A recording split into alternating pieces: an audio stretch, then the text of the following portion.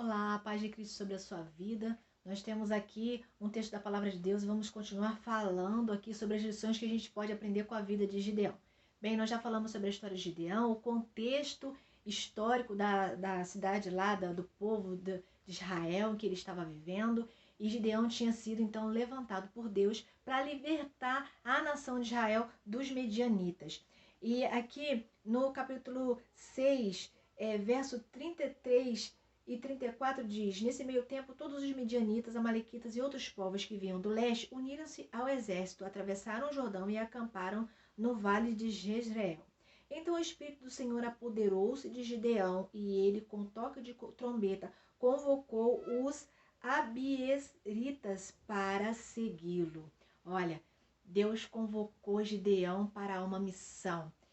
E Deus olhou para Gideão, viu todo o potencial dele, e Deus encorajou Gideão a cumprir aquela missão, deu para ele toda a orientação. E sabe qual foi o segredo de Gideão ter vitória? Porque lá no final a gente vai ver que Gideão ele teve vitória, o povo de Israel foi vencedor através da liderança de Gideão, porque ele foi um homem dependente de Deus. Ele em tudo, nos mínimos detalhes, ele ouviu o Senhor.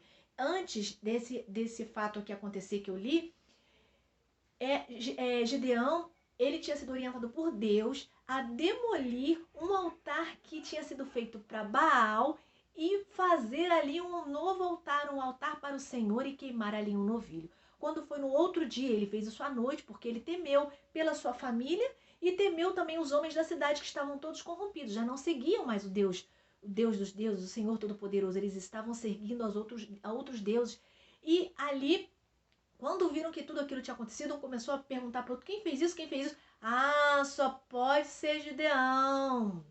Pode ser Gideão. Então vamos na casa de Gideão buscar ele. Vamos pegar ele. E quando chegaram querendo pegar Gideão, o pai de Gideão começou a falar: se Baal fosse Deus mesmo, o próprio Baal teria se defendido enquanto ele derrubava. Mas não se defendeu, porque não é Deus como o nosso Deus Todo-Poderoso. Então eles tiveram que se calar. Mas nesse meio tempo, os homens os amalequitas, os midianitas, amalequitas e outros povos se uniram e vieram com um exército de novo ali contra o povo de Israel. E Deus encorajou Gideão. Gideão pegou ali a sua buzina, a sua trombeta, e com o toque da sua trombeta ele convocou os homens de Israel. E Deus fez com que aqueles homens ouvissem o toque e viessem, e eles se ajuntaram.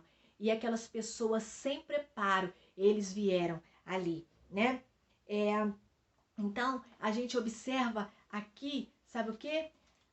A coragem do servo de Deus de cumprir o mandado de Deus. Deus antes falou para Gideão: não se preocupe, você não vai morrer.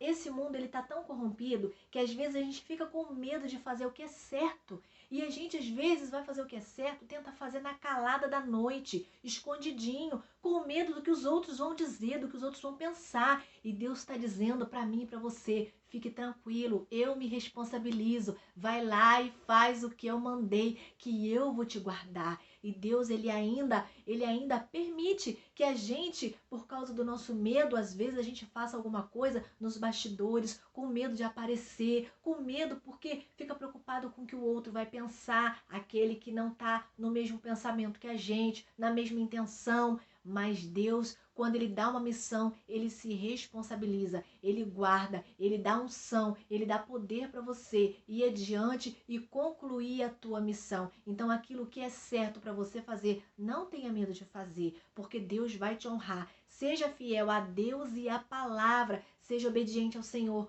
porque Deus, ele honra aos seus servos obedientes, ele honra todo aquele que é fiel, ao contrário da desobediência, que tem uma pena terrível, porque o povo de Israel estava sofrendo a invasão dos medianitas por causa da desobediência. Eles desobedeceram ao Senhor, eles fizeram o que o Senhor reprovava, que foi adorar a outros deuses. Portanto, seja você obediente, e Deus vai te honrar, e Deus vai te capacitar, te encher de coragem e se responsabilizar por você, para que você cumpra a missão e o chamado que você tem. Deus te abençoe grandemente.